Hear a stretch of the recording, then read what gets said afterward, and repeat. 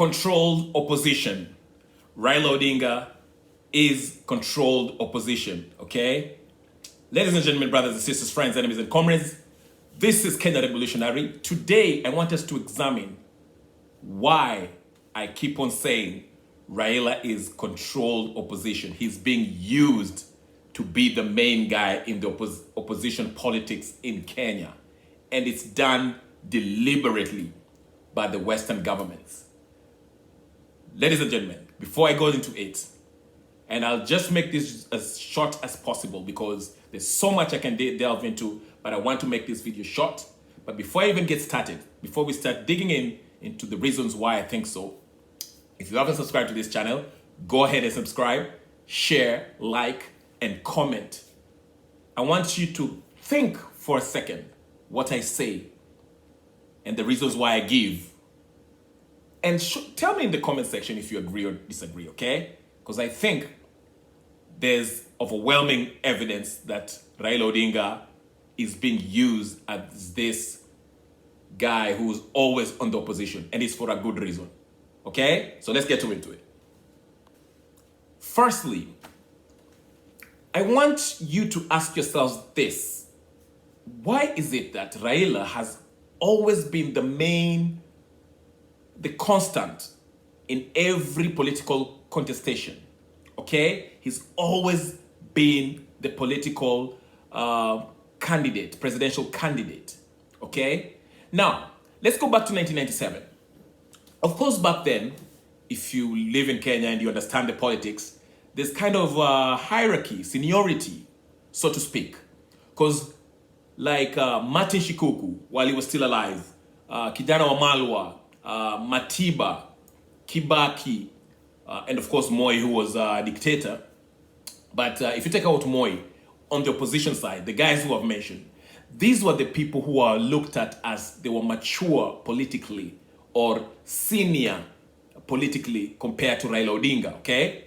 So even if you look at the election results in 1997, I think Raila came out the 5th or 4th or whatever, behind Moi, of course, who won the elections. Then Kibaki was number 2. Then 3 was, I think, Matiba. And 4th was somebody else, I don't know. But okay, let's move forward. 2002, Raila, of course, was General Secretary of KANU, okay? And he realized that, when Moi did not endorse him to run for president, to stand as the Kenyan, like a KANU presidential election candidate, he jumped ship and jumped to, was it NAC at that time? With Kibaki, and joined Kibaki and the rest of the opposition, okay? And Moi was dethroned after 24 years of power. Well, Moi's stooge, who was Uhuru Kenyatta at the time, okay? So Raila did not run for presidency in 2002. So let's move forward in 2007, where it was obvious that everyone was behind him, okay? The referendum happened in 2005, where he led the Orange Movement and ODM was born. Raila was the favorite to win in 2007, okay? Election were carried out. We all know Kibaki rigged the election. Raila won. The country went to mayhem, and Kofi Annan and the international community intervened, and we had a government of national unity, okay? Nusumkati, all right? Fair enough. That might be considered, something that we needed at the time to avert civil war, okay? So let's move forward. 2013, Raila won the elections, fair and square. Vifaranga for computer happened again. Raila petitioned. What happened? He lost on a technicality in the courts, all right? He was okay with that. He was like, okay, I'll take it. It was a loss, all right? Of course, some people might blame the Supreme Court Justice Mutunga at that point. But let's take it for what it is.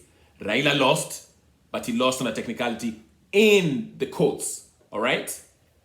But, okay, so this is two times now. He won the election 2007, 2013. He was cool with that. He was okay with that, all right? Akaka, alipoa. Let's move to 2017. okay, where he clearly won again. Maraga said the elections were null and void, okay? We knew who was the favorite to win, okay? And after that, you know, there was some recommendation that Maraga said that has to be done before the next election, which Uhuru did not care about those recommendations. He went and met with the IEBC chairman, Chebukati, and told him, hey, you better have the next election on my birthday. And we had elections in 2017, October 26 on Uhuru's birthday. Raila absconded. He did not run. And he had a lot of influence. Most people did not go out to vote, okay? And Uhuru declared himself the president. People protested, okay? Raila had the support of the people. And people, the majority of the people, demanded that Raila has to be sworn in as the people president, since he was the majority, the majority of the Kenyans voted him in. They supported him, and they did so at Uhuru Park, okay, where he was sworn in as the people's president. But what happened after that? Raila Odinga got a call from Uhuru Kenyatta and met in a secret location with his daughter and Paul Mwangi lawyer, his lawyer, and Uhuru Kenyatta, and they had the handshake in 2017. So the handshake government started then up to 2022, okay? During this period of handshake, Raila never actually said anything to critique Uhuru Kenyatta's presidency, the corruption, the killings, all the stuff that was going on that was wrong with Uhuru Kenyatta's government. Raila kept his mouth shut for those 5 years. 2022, Uhuru endorses him. He runs for president again. This time it's his what? This is his 5th time running for president, okay? He's always losing. He's the majority, he's the person who's been chosen. He's the favorite, people's president. But he keeps on getting into a deal with the very people that we reject, okay? And some of us started asking ourselves, like, wait a minute. Why is it okay? Why is he okay with this whole arrangement, handshake arrangement? He keeps on losing, but for some reason, he's comfortable getting into an agreement, a handshake agreement with the winner, okay? So come 2022, Uhuru Kenyatta this time endorses him and promises him, and he brags about how the election, he's going to win the election, because this time, for the first time in I don't know how many long, since he started running for presidency, he's so confident he's going to win the presidency because he has the deep state. 2022 rolls in, and guess what? He loses the election again.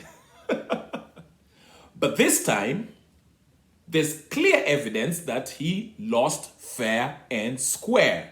Why? Because he aligned himself with the very person that people rejected and abhorred in the person of Uhuru Kenyatta. Okay?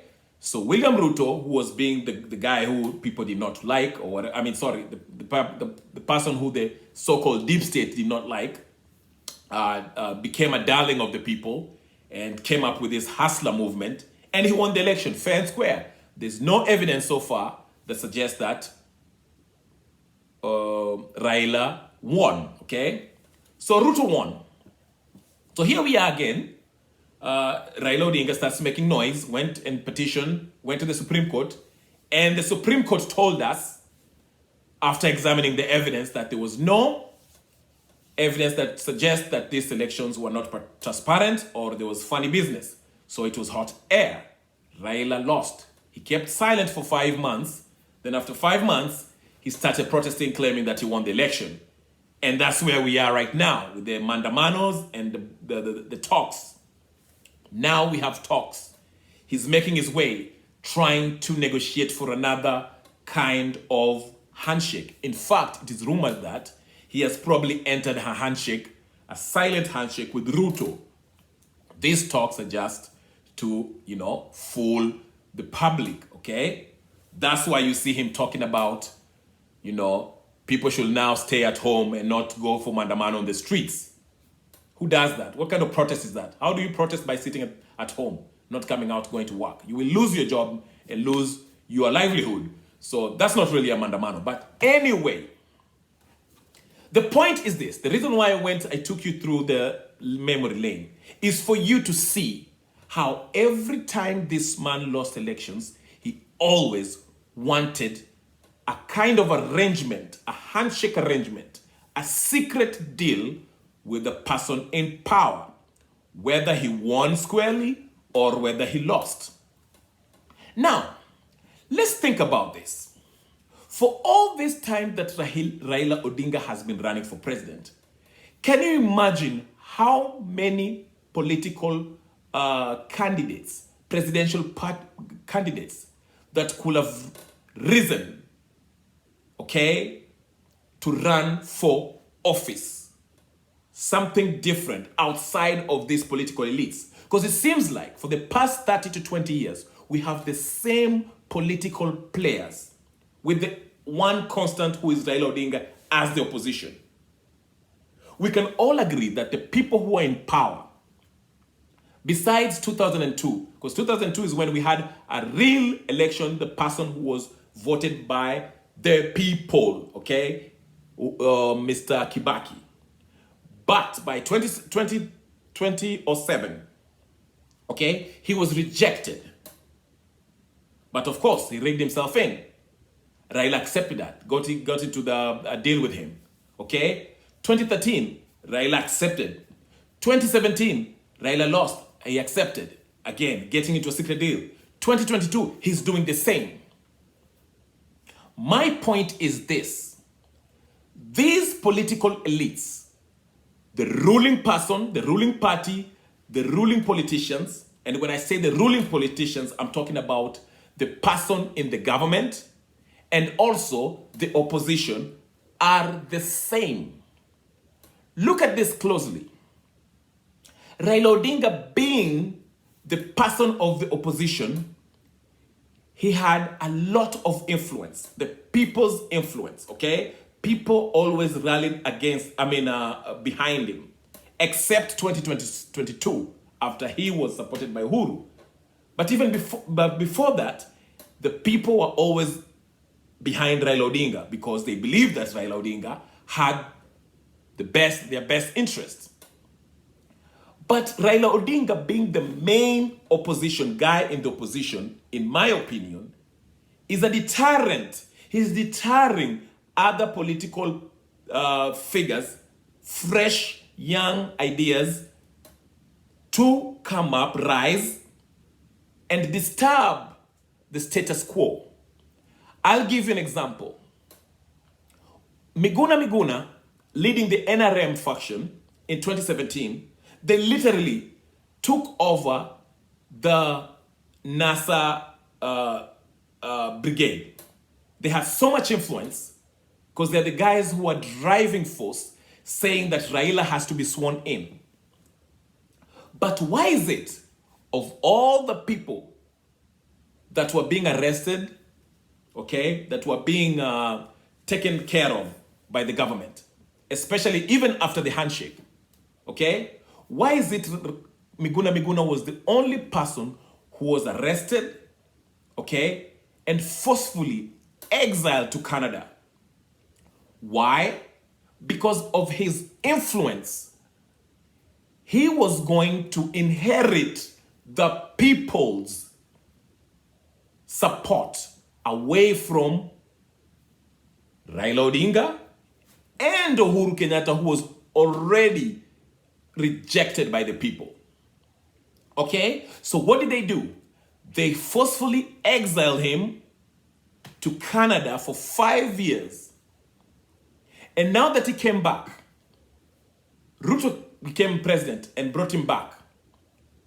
But guess what? There's an understanding. I don't know what Miguna and Ruto discussed before he came back. I don't know if there was a discussion or an agreement or terms of agreement for how Miguna was to behave when he comes back. I doubt there was one, but I'm saying this. Miguna understands that it's going to be very hard to go against Ruto because Ruto is the guy who brought him back to Kenya, gave him a passport, and obeyed the court orders for him to come back and enjoy his freedoms in Kenya. So it's very hard for Miguna to criticize Ruto the way he did while he was an NRM. The point I'm making, in case you're missing this, and I'll make this short because it's almost 15 minutes. What I'm trying to say is this. Anybody that tries to rise and fight, go against these political elites. And when I say political elites, I mean Raila, Uhuru, Ruto. All of them are part in one group. They're not really enemies. These guys are in one party. They're being controlled by the Western government. You just saw Raila met with Chris Coons, the representative, senator from Wisconsin. Okay? This is Raila's handler, so-called CIA. Okay? So he comes in, he's going to negotiate a peace deal. Actually, he probably negotiated a peace deal with with Ruto and Raila. My point is, just to make this short, because it's 15 minutes now, I'll stop here, because I don't want to make it too long. My point is this. Every time we have a politician who is willing to disturb and disrupt the political status quo, the political elite's agenda, anyone who is famous, who is getting support from the ground, who happens to have this power, we either get killed or will be forcefully exiled. And if he's brought back, I think he has been told, my guess is this, Miguna's probably was told, hey, you have to go easy on us. You cannot be going against us or else we'll exile you again. So in summation, I'm trying to say is this. Raila has always been used as this guy who is the opposition, the main guy of the opposition, to protect. Because remember, he's the guy who people look at as the opposition. Majority of people look at him as the guy who stood up for us. So he has that clout. But this guy is there to make sure that the ruling party, whether it's Ruto, Uhuru, or Kibaki, carries out their agenda, okay, as long as there is a handshake. Because these people, Uhuru, Ruto, Kibaki, all of them are Western puppets. And what are the alternatives? The alternative is Raila Odinga, but Raila Odinga has been co-opted and is being used by the very Western countries that control Uhuru, Ruto, and Kibaki. They're using Raila as the opposition to keep on being the head opposition guy, to deter anyone from rising to power, to disrupt the ruling party, to disrupt their agenda. You see what I'm saying? Anyway, if you haven't subscribed to my channel, go ahead and subscribe, share, like. Tell me what you think. Because no normal person can lose the presidential election 5 times knowing that he won and still agree to a handshake. There has to be a reason why. And that's the reason why. These guys are in one group. There's no difference between Uhuru and Ruto and Raila. They are in one club. They are playing as for fools. And they don't want anyone who really has the people's interest at heart, who will challenge them. If you challenge them, you'll get killed, or you'll be exiled, or you'll be jailed. Subscribe, share, like, and comment. Tell me what you think. This is Kenya Revolutionary. Subscribe, and I'll talk to you guys later.